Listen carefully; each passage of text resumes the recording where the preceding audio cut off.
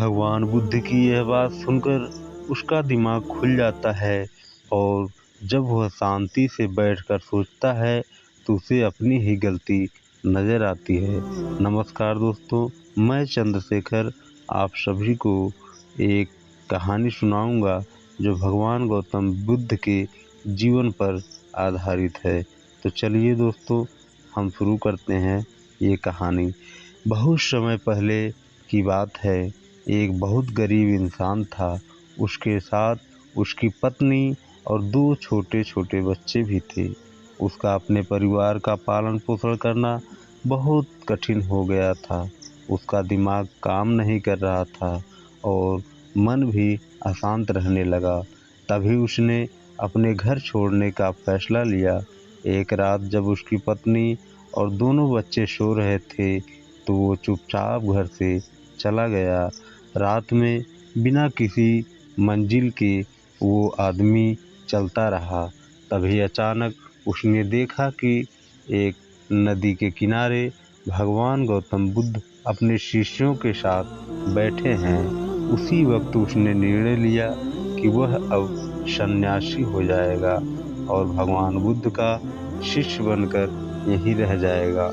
उसके बाद वह भगवान बुद्ध के चरणों में जाकर गिर गया और उनसे विनती करने लगा कि वो उसे अपना शिष्य बनाकर अपने साथ ही रख लें। भगवान बुद्ध ने उस गरीब इंसान की बात सुनकर उसे अपना शिष्य बनाकर अपने साथ रख लिया। भगवान बुद्ध अपने शिष्यों के साथ आगे बढ़ते हैं। रास्ते में चलते चलते थक गए थे। सब रुककर एक पेड़ के नीचे विश्राम करने लगे। तभी भगवान बुद्ध को गर्मी के मारे बहुत तेज प्यास लगने लगी। उन्होंने अपने शिष्य से कहा, यहाँ पास में ही एक सरोवर है, तुम जाकर वहाँ से पानी ले आओ। भगवान बुद्ध का आदेश मानकर यह नया शिष्य पानी लेने चला गया। जब वह सरोवर के पास पहुँचा तो उसने देखा कि कुछ जंगली जानवर सरोवर में उधम मचा रहे हैं।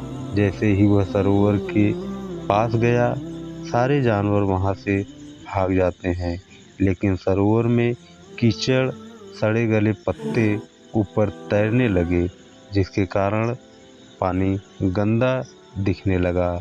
उसका मन नहीं मान रहा था। उसने सोचा, इतना गंदा पानी भगवान गौतम बुद्ध कैसे पिएंगे। फिर वह बिना पानी लिए वापस लौटता है और आकर बुद्ध से बोलता है, हे भगवान, उस सरोवर में तो बहुत ही गंदा पानी है, वो पानी पीने लायक नहीं है।